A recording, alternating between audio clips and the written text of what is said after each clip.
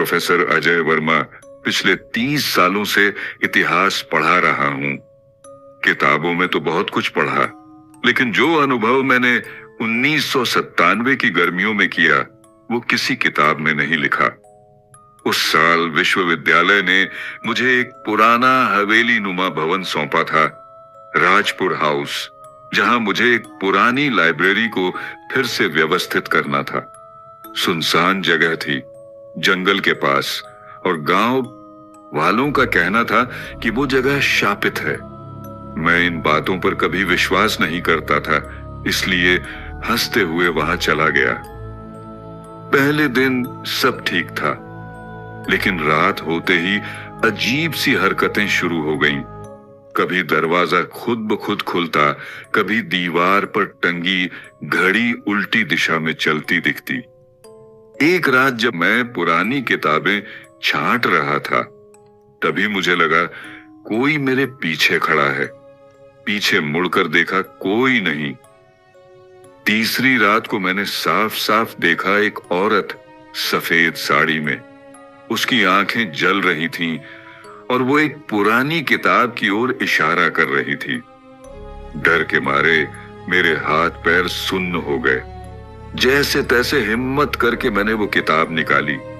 किताब खुलते ही एक पुराना पत्र गिरा, 1857 की तारीख वाला।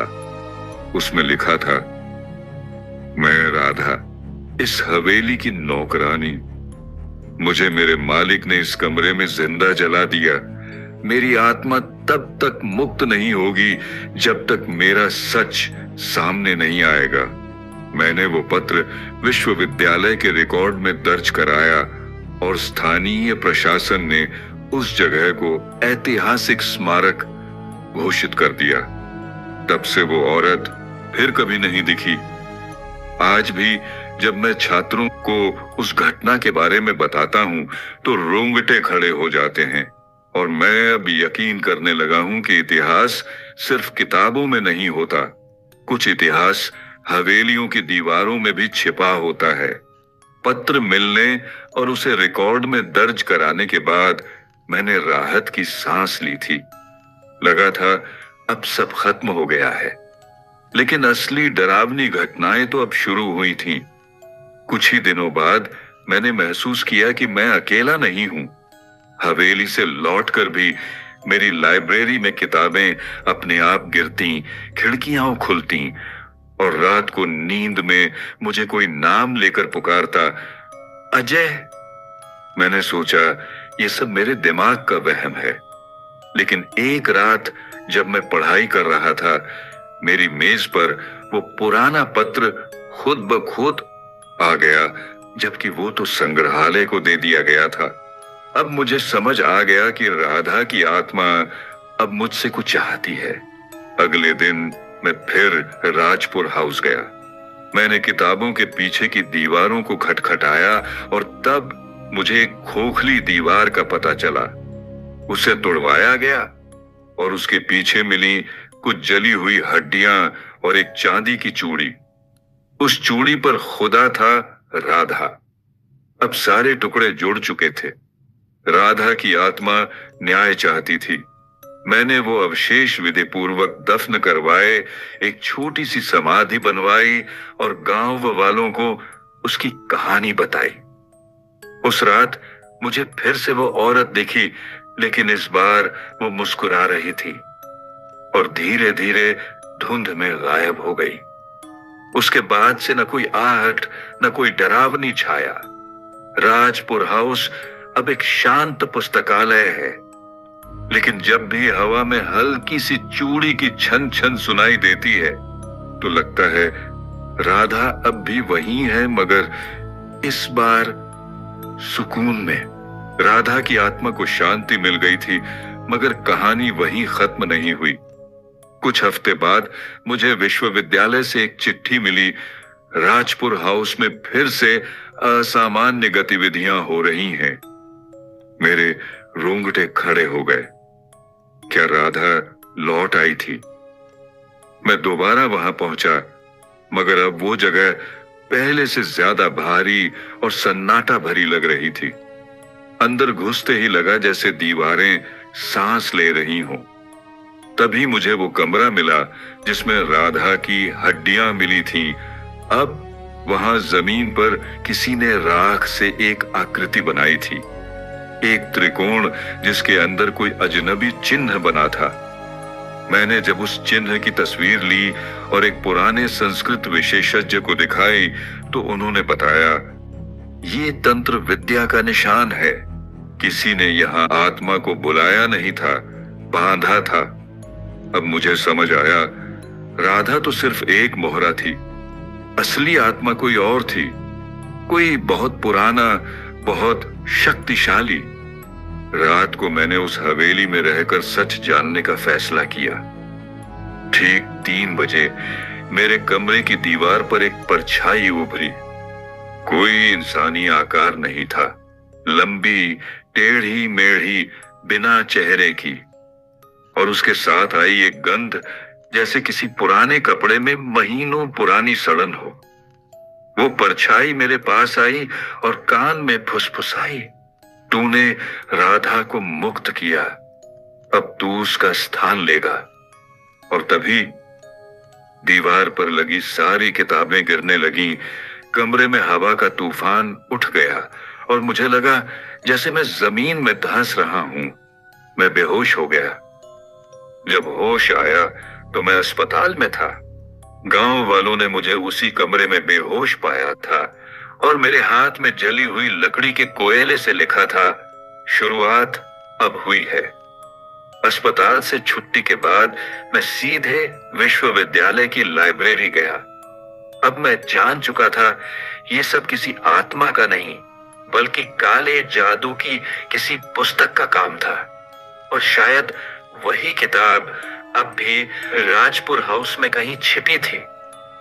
मैंने लाइब्रेरी से पुराने दस्तावेज निकाले और तब पता चला, तामस ग्रंथ, एक ऐसी किताब जिसका जिक्र केवल अपवित्र ग्रंथों में होता है।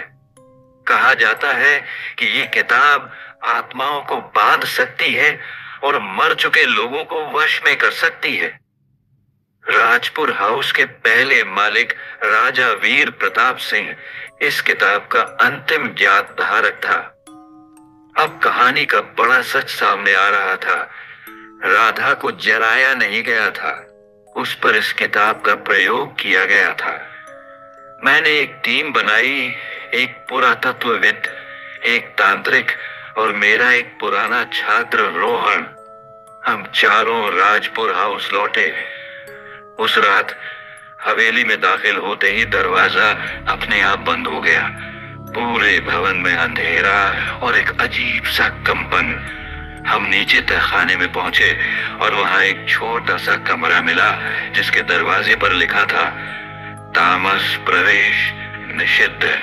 दरवाजा खुला और अंदर थी वो किताब काले चमड़े की, बीच में एक आंख जैसी आकृति जो तड़क रही थी। जैसे ही मैंने उसे छुआ, किताब खुल गई और एक तेज चीख हवेली में गूंजने लगी। हमने तांत्रिक से कहा कि वो रक्षा चक्र बनाए, लेकिन तब तक बहुत देर हो चुकी थी। किताब से धुएं के रूप में एक आकृति निकली। राजा वीर प्रताप सिंह की आत्मा वो अब भी जीवित था। उस किताब के अंदर वो बोला, जिसने मेरी किताब छुई अब वही मेरा माध्यम बनेगा, तेरा शरीर मेरा पिंजरा बनेगा। अब कहानी बदल गई है। प्रोफेसर की लड़ाई अब किसी आत्मा से नहीं, बल्कि एक शापित राजा की आत्मा और तंत्र विद्या से है। क्या प्रोफेसर उस किताब को नष्ट कर पाएगा, या अब वो राजा का नया रूप बन जाएगा? जब राजा वीर प्रताप सिंह की आत्मा बाहर आई और उसने कहा, तेरा शरीर मेरा पिंजरा बनेगा, तो सबकी रूह कांप गई। तांत्रिक ने तुरंत एक रक्षा चक्र बनाया और प्रोफेसर को उसके भीतर खींच लिया। लेकिन राजा की आत्मा अब पूरी ताकत में थी।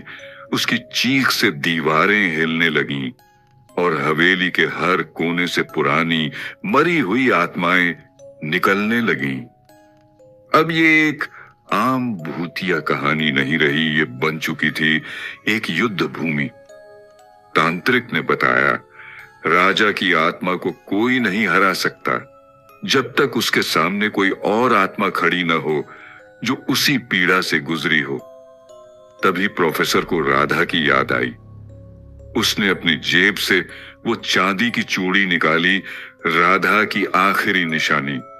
उसने जमीन पर उसे रखा और जोर से बोला, राधा, अब तुम्हारा न्याय अधूरा नहीं, तुम्हारा समय आया है, सामने आओ।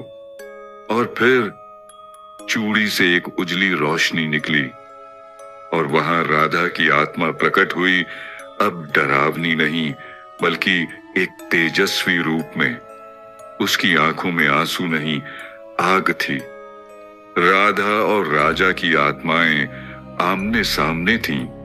राजा चीखा, मैंने तुझे मारा था, अब तू क्या कर सकती है? राधा बोली, मारा था, अब मिटा दूंगी। हवेली में शुरू हुई दो आत्माओं की लड़ाई, बिजली, आग, चीखें और बीच में प्रोफेसर, तांत्रिक और टीम। राधा ने राजा की आत्मा को तामस ग्रंथ में बांध दिया और कहा, अब ये किताब किसी को नहीं मिलेगी। उसने अपने हाथ फैलाए और पूरी हवेली में आग लग गई। सब भागे, हवेली जल गई और तामस ग्रंथ उस आग में नष्ट हो गया।